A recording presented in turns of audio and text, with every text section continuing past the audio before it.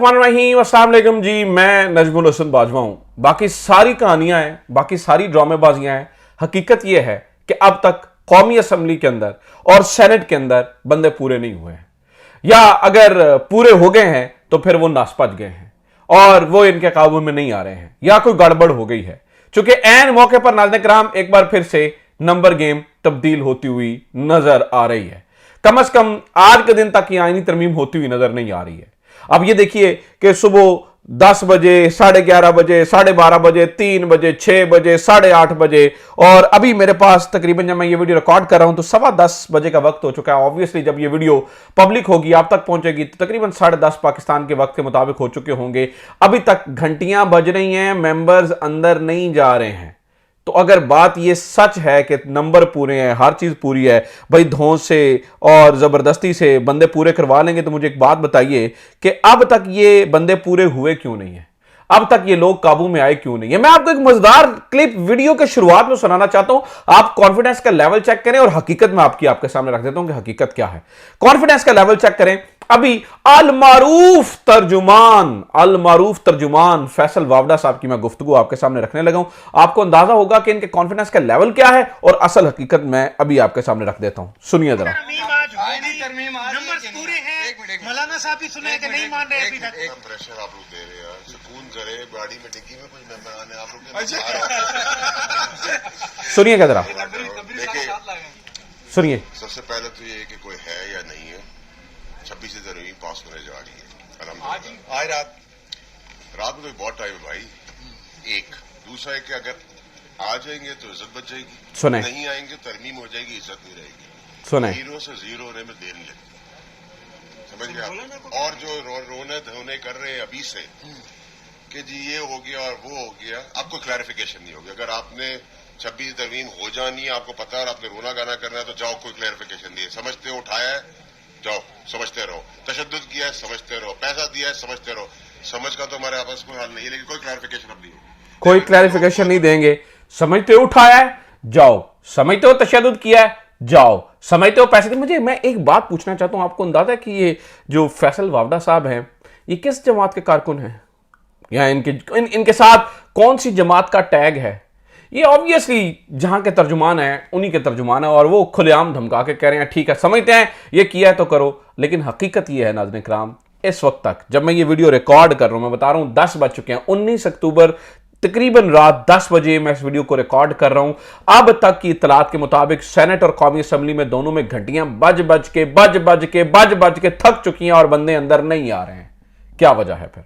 अगर आपके पास बंदे पूरे हैं तो आप क्यों नहीं लेके आ रहे हैं? क्योंकि आपको पता है कि जब तक इस मामले के ऊपर इमरान खान की मोहर नहीं है, जब तक इस पूरे मामले को तब तक इस मामले को क्रेडिबिलिटी मिल ही नहीं सकती है।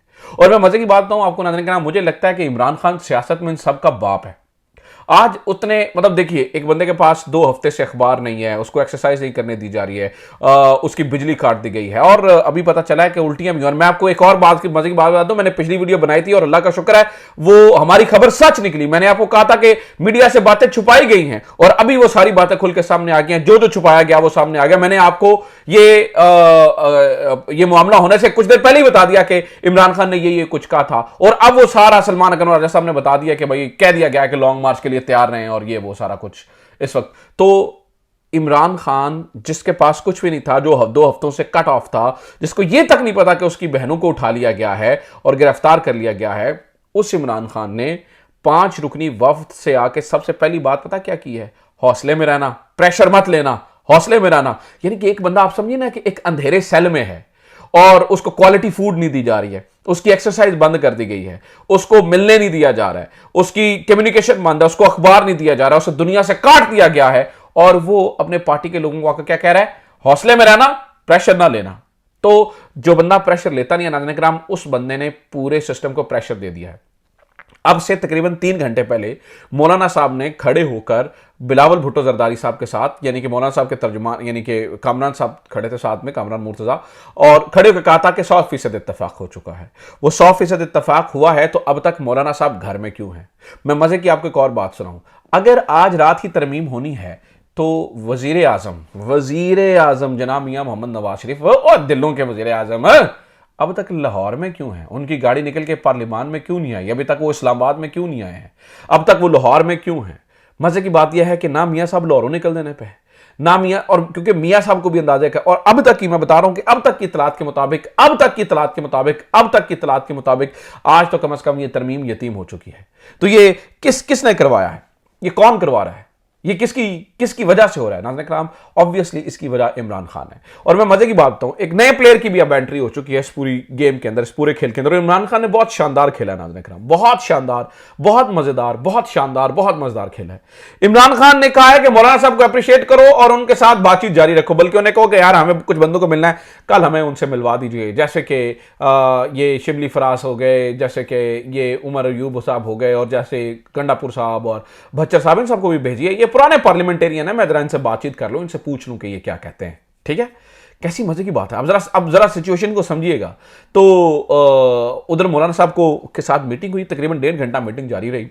इस मीटिंग के फौरी बाद बिलावल भुट्टो साहब जो ये कह रहे थे, जो अब से 4-5 मुलाकातें पहले कह रहे थे कि ये मेरी मौलाना से आखिरी मुलाकात है, अभी जब मैं ये वीडियो रिकॉर्ड कर रहा हूं तो वो दोबारा मौलाना फजल रहमान साहब के घर पहुंचे हुए हैं और दोबारा से उन्हें कायल करने की कोशिश कर रहे हैं कि मौलाना साहब मैंने नहीं करिए, मौलाना साहब मैंने कर लीजिए, मौलाना साहब ये कर लीजिए, मौलाना साहब वो कर लीजिए।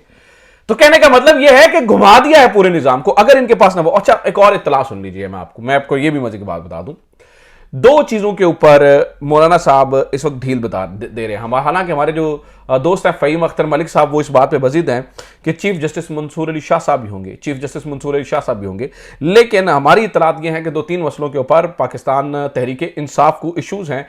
मौलाना साहब ने जो कराची के अंदर तय किया था बिलावल भुट्टो जरदारी के साथ, उस मामले के अंदर तय हुआ था कि यह पैनल वाली कहानी नहीं होगी। अब मौलाना साहब कन्विंस्ड हो चुके हैं ये पैनल वाली कहानी के ऊपर, पैनल वाले मामले के ऊपर मौलाना साहब कन्विंस हो चुके हैं और वो गवर्नमेंट की मान रहे हैं। और तहरीक इंसाफ ये पैनल वाली कहानी के ऊपर जो है ना वो, क्योंकि इमरान खान बड़ा स्मार्ट प्ले कर रहा है। इमरान खान इसलिए स्मार्ट प्ले कर रहा है कि अगर देखिए ये जो भी अगर हम तहरीक इंसाफ, इमरान खान समझता है कि हम, यानी कि इमरान खान अपने आप को समझने कि हम अगर वोट दे देते हैं उनको, और इमरान खान समझता है कि उसको उनके यानी कि पीटीआई के वोट से ये तौसीक हो जाती है, तो फिर जुडिशरी के ऊपर उस तरह से जो है ना वो प्रेशर आ जाएगा कि ये तमाम जमातें मिलकर कर रही हैं। Otherwise there are options. अगर ये पैनल बनाते हैं तो ये जस्टिस याहिया अफरीदी को बनाते हैं, तो जस्टिस याहिया अफरीदी, ज्यादातर चांसेस हैं कि जस्टिस याहिया अफरीदी इनकार कर देंगे और वो नहीं, और अंदर जुडिशरी के अंदर एक जो है ना वो लहर पैदा हो जाएगी। और मैं आपको बता दूं कि जुडिशरी के अंदर बहुत कुछ जारी है, इस वक्त बहुत कुछ जुडिशरी के अंदर चल रहा है। मैं उसकी मिसाल आपको देता हूं, आपको समझ आ जाएगी कि जुडिशरी के अंदर इस वक्त क्या क्या चल रहा है। आज हफ्ते का रोज है, हफ्ते के रोज अदालत बंद होती है।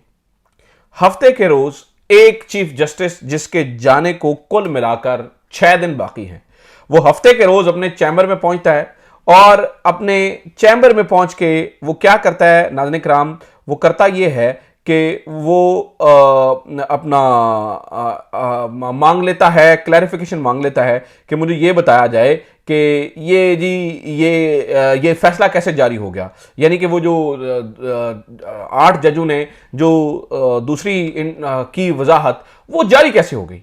एक चीफ जस्टिस जो कि 6 दिनों के बाद रिटायर्ड हो रहा है, वो हफ्ते के रोज, छुट्टी के रोज अपने चैम्बर में जा रहा है और चैम्बर में जाके वजाहतें मांग रहा है। तो यानी कि गेम एंड तक जुडिशरी के अंदर से भी ऑन है।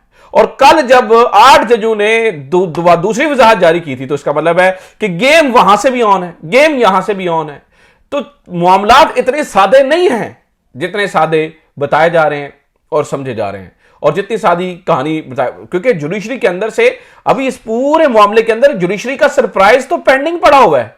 जुडिशरी ने तो अजय कुछ किया ही नहीं है। जुडिशरी तो बिल्कुल अभी देख रही है कि ये मामला, ये ऊंट किस करवट बैठेगा।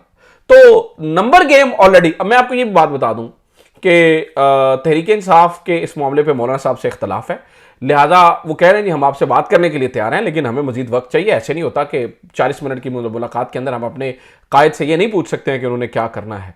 तो दूसरी बात यह है कि नाज़रीन किराम, इस वक्त जो पाकिस्तान तहरीक इंसाफ है वो अगला प्लान भी कर रही है, और वो खुलकर बात सामने आ चुकी है, और वो ये है कि अगर गड़बड़ होती है यहाँ से और ये कुछ धौंस धांधली से ये कर लेते हैं और हमारे ऊपर मुसलत कर देते हैं, तो सलमान अकरम राजा साहब ने कहा है कि फिर लॉन्ग मार्च की कॉल आएगी।